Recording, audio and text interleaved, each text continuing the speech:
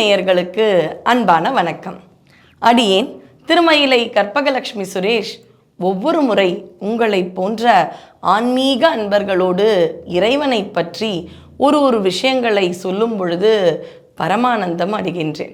இப்போ need for an hour அப்படின்னு பார்த்தீங்கன்னா போர் பயம் எல்லாருக்குமே உள்ள கொஞ்சம் இருந்தது தான். இப்போ சீஸ்ஃபயர்னு சொன்னாங்க, போரை நிறுத்தி வைத்திருக்கின்றார்கள்.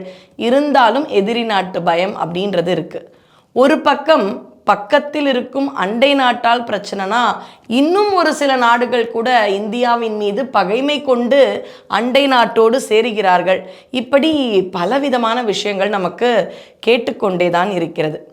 நமக்கு ஒரு வீடு வேணும், நல்லா உணவு இருக்கணும், எந்த ஒரு உடல் வியாதிகளும் இல்லாமல் ஆரோக்கியமாக இருக்கணும், இப்படின்னு எனக்கு என்னுடைய குடும்பத்துக்குன்னு வேண்டிக் கொண்டே இருந்தாலும் சில சமயம் நாட்டின் அமைதியை குலைக்கக்கூடிய விஷயம் என்னுடைய ஒரு நிம்மதியை குலைத்து விடும். இப்போ பாருங்களேன், எவ்வளவோ பேருக்கு வெளிநாட்டில் உறவினர்கள் இருப்பார்கள். போர் மூண்டது அப்படின்னு பார்த்தீங்கன்னா வெளிநாட்டுக்கு அவ்வளோ சர்வசாதாரணமாக இப்போ மாதிரி போயிட்டு வர முடியாது. பொருளாதார நெருக்கடி ஏற்படும். அது நம்ம எல்லாருக்குமே கொஞ்சம் பயமாக இருந்தது. ஏங்க வெளிநாடு, நமக்கு அடுத்த மாநிலத்தில் இருக்கக்கூடிய திருப்பதிக்கோ கேரளாக்கோ ஒரு ட்ரெயினில் போகணுன்னா கூட நமக்கு ஒரு பயம் இருக்கத்தானே இருக்குது. ஒரு 10 நாள் முன்னாடி அதிகமாகவே இருந்தது. இந்த போர் நின்றுட்டா நல்லாயிருக்கும், எங்கே இந்த மாதிரி எதிரிகளால் பிரச்சனை, இப்படி நிறைய ஒரு மனப்பதட்டம் நம்ம எல்லாருக்குமே இருந்தது. இதுக்கு முன்னாடி இண்டோ சைனா வார் நம்ம நாடு சந்தித்திருக்கும் பொழுது மகா சுவாமிகள் காஞ்சி புண்ணியவானவர்கள் சொன்ன ஒரு பதிகத்தை நான் இப்போ சொல்ல போகிறேன். நான் சொல்ல போகிற பதிகம் பார்த்திங்கன்னா ஒரே கல்லில் 2 மாங்காய்னு சொல்லலாம். ஏன்? இந்த சனி பெயர்ச்சி, குரு பெயர்ச்சி, ராகு கேது பெயர்ச்சி இப்போ எனக்கு இருந்ததுன்னா அடுத்த ராசியில் நீங்கள் இருந்தீங்கன்னா உங்களுக்கு வரும். அப்போ நவக்கோள்களும் அவர்களுடைய சுழற்சியை நிற்காமல் செய்ய போகிறார்கள்.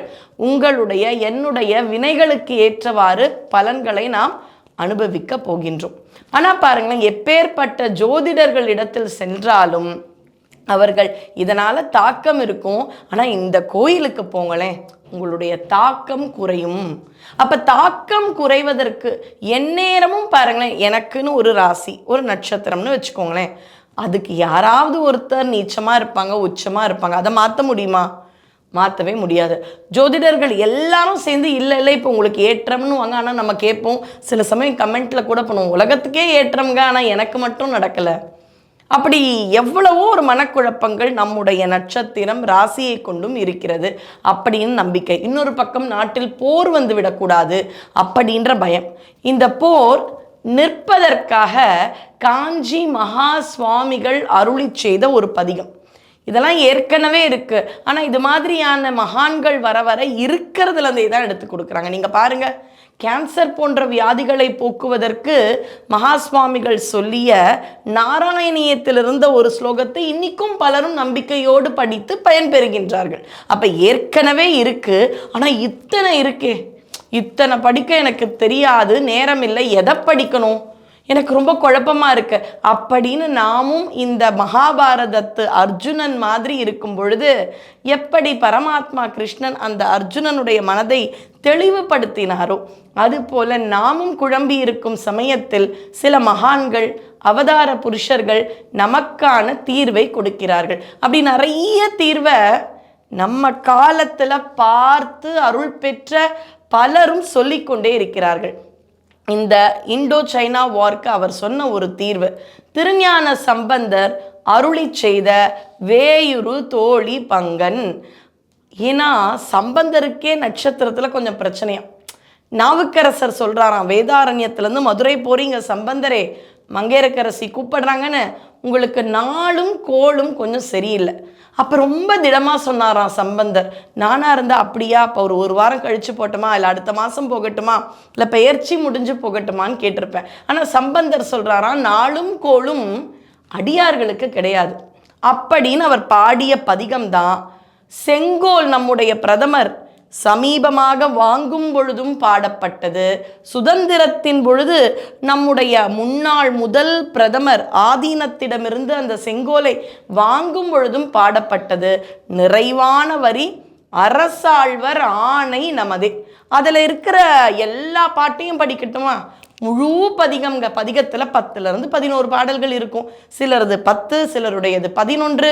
இந்த 11ஐயும் படிக்கணுமானா தேவையில்லை. ஒரு பாட்டு, ஒரு பானை சோற்றுக்கு ஒரு சோறு பதம். இந்த ஒரு பாட்டு 2 விஷயத்தை பண்ண போகுது. என்ன? சில மாத்திரையை போட்டால் தலைவலியும் நீங்கிடும், சளியும் போயிடும். அப்படி ஒரே விஷயம் 2த்துக்கான தீர்வா இல்லையா? அது மாதிரி நாட்டினுடைய போரும் நிறுத்தப்பட்டுவிடும், என்னுடைய நாளும் கோளும் என்னை அணுகாது.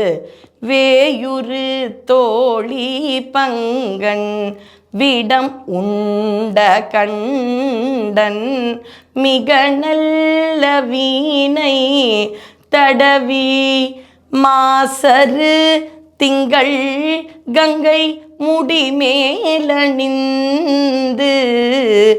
என் உளமே புகுந்த அதனால். சிவபெருமான் மாசற்ற நீர், பொல்யூட்டட் வாட்டர் இல்லையா, மாசு அற்ற நீர். கங்கை தூய்மையாக இருக்கலாம், தூய்மையான சந்திரன். அழுக்கோடு தன்னுடைய கலைகள் தேய தேய வந்த சந்திரனை அப்படியே தூய்மையாக்கிட்டாராம் சிவபெருமான். 3ஆம் பிறையா தன்னுடைய சிரசில் வைத்து கொண்டு. இப்படி தூய்மை அவரோடு சேர்ந்தா எல்லாமே தூய்மையாயிடுது. அதை தான் சொல்றாரு. மாசரு திங்கள் கங்கை. திங்கள்னா பிறைச்சந்திரன், கங்கைனா ரொம்ப தூய்மையான கங்கை நீர்.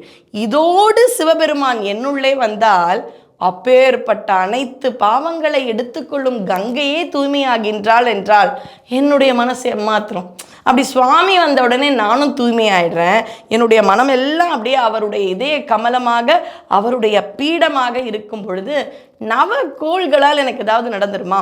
மாசரு திங்கள் கங்கை முடிமேலணிந்து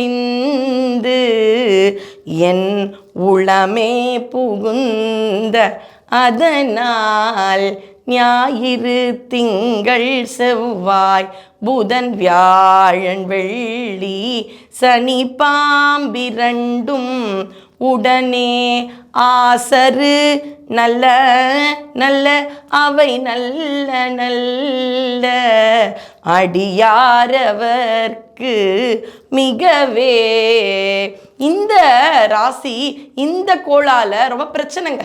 அப்படி இல்லையா, அவங்களால பிரச்சனை இல்லை, பிரச்சனை இல்லாமையும் இல்லாமல் நல்ல நல்ல அவை நல்ல நல்ல அடியாரவர்க்கு மிகவே.